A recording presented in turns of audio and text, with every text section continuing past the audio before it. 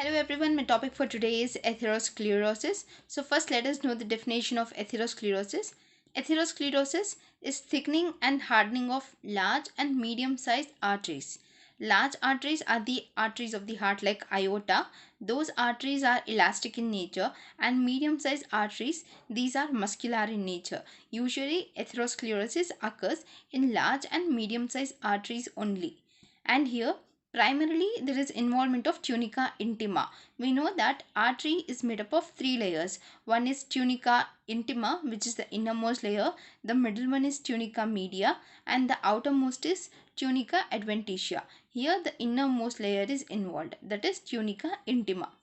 As a result of buildup of fatty material, there is fatty material such as cholesterol gets built up in the artery, resulting in thickening and hardening of this artery. Okay. Here, athero is referred to soft lipid-rich material which is present in the center of the atheroma, whereas sclerosis means scarring, that is presence of connective tissue in that plaque, that is in the soft lipid-rich material.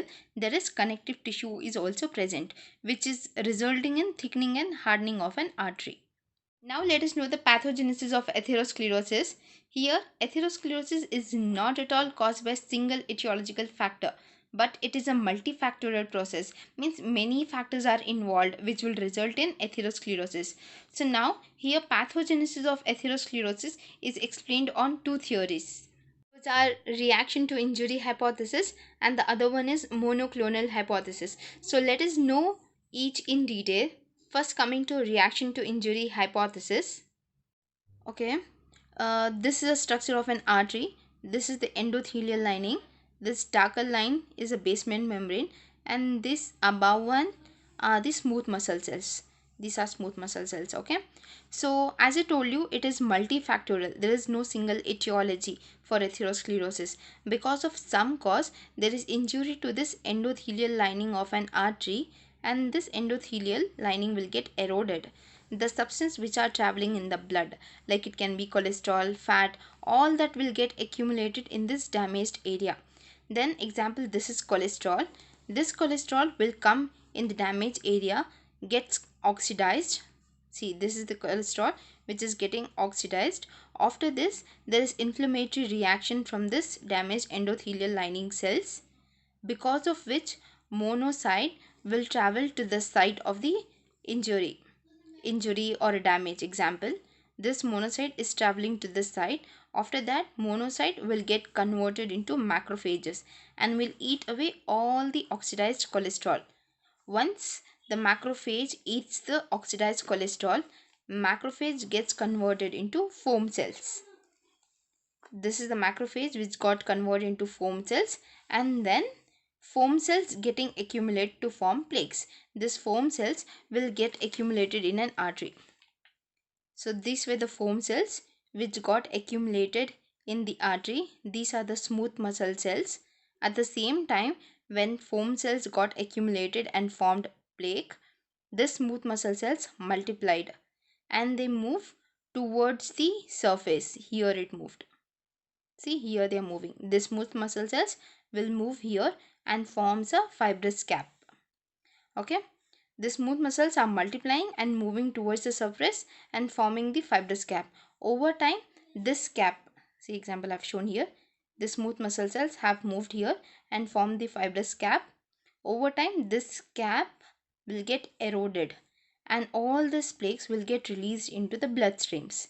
Ultimately, that will result in formation of a blood clot and reduce the blood flow. I hope you understood this reaction to injury hypothesis. Now next let us go to the monoclonal hypothesis. In this, smooth muscle cells proliferation occur due to mutation. The smooth muscle cells which are getting proliferate, here it occur because of mutation, either because of exogenous factors or endogenous factors. Exogenous factors, that is chemicals that can be like cigarette smoke, etc., or endogenous metabolites which can be like lipoproteins and some viruses also, example like herpes virus. In this condition, smooth muscle cells will proliferate and forms this fibrous cap. This was about the monoclonal hypothesis. So now coming to the risk factors of atherosclerosis, this has been divided into major risk factors and emerging risk factors. In this, modifiable risk factors, that is which can be modified. Under this, the first one is dyslipidemia, that is hypercholesterolemia, obviously that will result in atherosclerosis. Hypertension, in which the pressure in the artery is very high, that will cause damage to the endothelial lining of an artery. This is similar to that of the reaction to injury hypothesis. Third is diabetes mellitus. In this, there is diabetic hypercholesterolemia that will result in atherosclerosis. Fourth is smoking. In smoking, the amount of carbon monoxide is more in blood, because of which carboxyhemoglobin is formed, resulting in hypoxia of an artery, ultimately causing atherosclerosis. So the next are constitutional factors. Under this we have age. Here in fourth decade atherosclerosis is more common. When coming to the gender, males are more commonly affected than females. Coming to the genetic factors, here because of inherited dearrangements of lipoprotein this can occur. Familial and racial factors, in this white people are more commonly affected when compared to the black people. Emerging risk factors, under this we have environmental influence, that is it is more common in developed countries. Obesity because of hypercholesterolemia. Hormones, it can be either exogenous or endogenous hormone. Exogenous hormones like consuming oral contraceptives. Endogenous, it can be like because of estrogen deficiency which is postmenopausal, in that case it can occur. Physical inactivity, stressful life, hypercystinemia, chronic alcoholic, prothrombic factors, and elevated fibrogen levels will favor the formation of thrombi.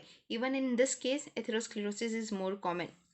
Then a role of infection, particularly of chlamydia, pneumonia, and viruses such as herpes virus and cytomegalovirus. In all this condition, atherosclerosis is more common. The next, coming to the clinical features of atherosclerosis. Here, there is no symptom until an artery is so narrowed that it cannot supply adequate blood to that organ. Until that, no symptom is shown. If the artery of heart is affected, chest pain is seen, or it can result in heart attack also. If the arteries of brain are affected, then there will be sudden numbness or weakness in the arms or legs, difficulty in speaking or slurred speech, or dropping of muscles of face can occur. If the arteries of arms and legs are affected, then it will produce a decreased blood flow, which is called as peripheral artery occlusion disease. And this may have symptoms such as leg pain when walking. Okay. Now next, coming to the complications. Coronary artery disease. In this, if coronary arteries are affected, chest pain or it may result in heart attack. Carotid artery disease, TIA, or stroke can occur. TIA is transient ischemic attack. Now next, if peripheral artery disease occurs, then gangrene because of reduced blood supply. Aneurysm can also occur. These are the complications of atherosclerosis. Now coming to the diagnosis of atherosclerosis. First, diagnosis by physical examination. One should keep in mind, in atherosclerotic condition, the artery is narrowed. Okay, less space is left for the blood to flow through the artery. So in this case, what can be noted? A weak or absent pulse is felt below the narrowed area of the artery. Okay. Decreased blood pressure in an affected limb is seen. Oozing sounds over the arteries are heard with a stethoscope. Signs of pulsating bulge in the abdomen or behind the knee is seen in aneurysm case. Okay. Evidence of poor wound healing in the area where the blood flow is restricted. All this is by physical examination. Next, there are few investigations which can be carried out to know the atherosclerosis. This include ECG, as the arteries of heart is involved, so ECG is must. Angiogram is done. CT scan or MRI is done. Doppler ultrasound can be done. Index brachial index. All these are the investigations to be carried out in atherosclerosis. Okay, under treatment, dietotherapy is done, that is eating a healthy diet and exercising is must. Then drugs are given to control hypertension, cholesterol, antiplatelet medications are given, and anticoagulants are given. Surgery is also performed like angioplasty and atherectomy is done, thrombolytic therapy is done, bypass surgery is performed. Lifestyle changes has to be done, like smoking has to be stopped, exercise should be carried out, manage the stress, avoid the intake of alcohol. If you like the video, please do subscribe. Thank you.